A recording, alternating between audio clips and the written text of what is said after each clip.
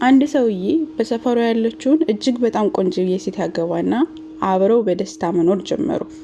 ከዛ በኋላ አጋጣሚ ሆኖ ይቺ ሴትዮ በቆዳ በሽታ ትያዝና ፊቷ እንዳለ ይበላሻል፣ ሰውነቷ እንዳለ ይበላሻል፣ በቆዳው በሽታ ማለት ነው። ከዛ በኋላ ይሄ ሰውዬም ወደ ውጭ ሲወጣ በመኪና አደጋ ይመታና ከዛ በኋላ አይኑ ተሰውሮ ይመጣል ወይም አይኑ ታውሮ ይመጣል። ከዛ በኋላ በሰላም መኖር ጀመሩ። ሴትዮዋም በጣም በሽታው በጣም እየጎዳት መጥቶ ሰውነቷን እንዳለ በአጠቃላይ አበላሽቶት ፊቷንም እንዳለ ያበላሸዋል። ነገር ግን እሱም እሷን እያስታመመ እሷም ደግሞ እሱን እየመራችው እያስታመመችው በሰላምና በፍቅር በጣም ተደስተው መኖር ጀመሩ። ከዛ ከ40 ዓመት በኋላ 40 ዓመት እንደኖሩ ከ40 ዓመት በኋላ ሴትዮዋ ትሞታለች፣ በዚህው በቆዳው በሽታ ማለት ነው። ከዛ ሰውየው በጣም ተሰበረ፣ በጣም አዘነ። ቀብረዋት ሲመለሱ ልክ አይኑ እንደማይ ሰው ሆኖ ማንንም ሳይመራው ወደ ቤቱ መምጣት ጀመረና እንዴ ወዴት ልትሄድ ነው ሲለው ወደ ቤቴ።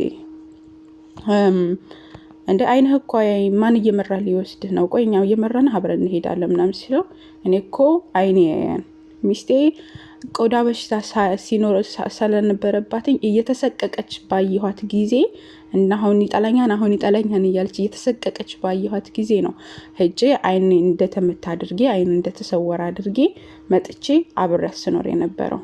እሷን በደስታ መኖር ጀመረች፣ እኔም በደስታ እሷን ሳላሳቀቃትኝ ኖርኩኝ እና ለሷ ብዬ ነው እንጂ አይኔ ስለተሰወረ አይደለም ብሎ መለሰላቸው ማለት ነው። ከዚህ ታሪክ የምንማረው ነገር ምንድነው? አላህ አዘወጀል በሱረቱ ሩም ላይ ያስቀመጠው የቁርአን አንቀጽ በጣም ያስታውሰናል ብዬ አስባለሁ። አላህ አዘወጀል ምንድነው የሚለው? ወሚን አያቲሂ ከተአምራቶች የሚለው የአላህ አዘወጀል ተአምር ነው። እንኸለቀ ለኩም ሚን አንፉሲኩም ከነፍሶቻችሁ ሚስቶችን መፍጠሩ ከጎኖቻችሁ ሚስቶችን መፍጠሩ ነው አለ። አዝዋጀን ያኒ ሚስቶችን መፍጠሩ ነው። ለምን ከተባለ ሊተስኩኑ ኢለይሃ ወደ እርሷ እንድትረጋጉ ዘንድ አለ።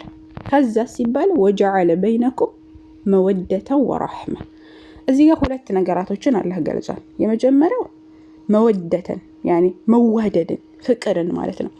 ፍቅር የሚኖረው በሰላሙ ጊዜ ነው። በሰላሙ ጊዜ በማንኛውም ሰዓት ፍቅር ሊኖር ይችላል፣ ትተሳሰባላችሁ ወዘተ ነገር። ረሕማ የሚለው ግን በመጥፎ ጊዜ አንድ ሰው ሲታመም ሊሆን ይችላል፣ ሲቸግረው ሊሆን ይችላል፣ በማንኛውም ሁኔታ ላይ ወይም ስትጣሉ ሊሆን ይችላል። ረሕማ እዝነት የሚባለውን ነገር እንድናሳይ ነው። ይሄ ነገር ረሕማ የመወዳ አለ፣ ከዛ በኋላ መተዛዘን አለ። በተዋደዳችሁ ጊዜ በቃ ተዋዳችሁ ኦልሬዲ። በእንትን ግን በተጣላችሁ ጊዜ ወይም ይሄኛው ሰው አንዱ አካል ችግር በደረሰበት ጊዜ በደህየ ጊዜ ሊሆን ይችላል፣ እንደዚህ አጋጣሚ ሆኖ እንደዚህ በሽታ ሊይዘው ይችላል ምናምን። በዛን ጊዜ ግን መተዛዘን የሚባለውን ነገር እንድታደርጉ ያደርጋችኋል ማለት ነው። መተዛዘን መከባበር እንድትኖሩ ያደርጋችኋል ማለት ነው። እና ከዛ አላህ Subhanahu Wa Ta'ala ቀጥሎ ምን አለ? ኢነ ፊ ዛሊከ ለአያቲን ሊቀውሚ የተፈከሩን አለ። በዚህ ውስጥ ትልቅ ተአምር አለበት ለሚያስተነትኑ ህዝቦች እያለ ይናገራል። እና ለሚያስተነትኑ ሰዎች ለሚያስተነትኑ ህዝቦች ተአምር አለው እያለ ይናገራልና ሁለት ነገራቶች እናያለን። የመጀመሪያው ምን ያክል የሱ ፍቅርን እናያለን። ከዛ ቀጥሎ እዝነቱን እናያለን። ከዛ በኋላ ደግሞ የሷ ደግሞ በቃ ባሌ ጠላኛም ብላ መሳቀቋ።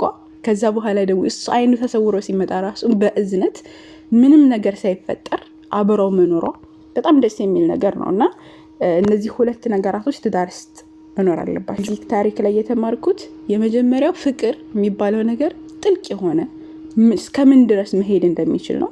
ሁለተኛው ደግሞ እዝነት የሚባለው ነገር እስከምን ድረስ እንደሚሄድ ነው። መተሳሰብ የሚባለው ነገር እስከምን እንደሚደርስ ነውና እነዚህ ሶስት ነገራቶች ካሉ በትዳር ውስጥ መተሳሰብ፣ መተዛዘን እንደዚሁም ደግሞ መዋደድ ካሉ እስከ መጨረሻው ድረስ ትጋፈጡታላችሁ። እና ይሄን ተምሬያለሁ። እናንተም ተማራችሁ። አላህ ይحفظكم። ወሰላሙ አለይኩም።